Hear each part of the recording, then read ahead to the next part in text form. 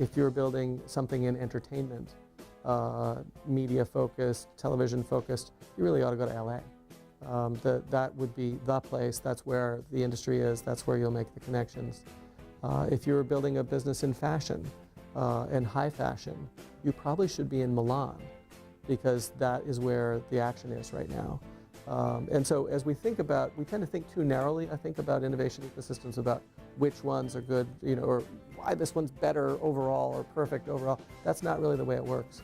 If what you're building is something which has real technology to it, real art to it, if it's on the software side, if it's algorithmically strong, companies like Kayak and TripAdvisor and ITA Software, which does all the airline reservation systems. These are all algorithmically driven software companies. They're all from Boston, and that's because the strongest talent in this kind of field is here.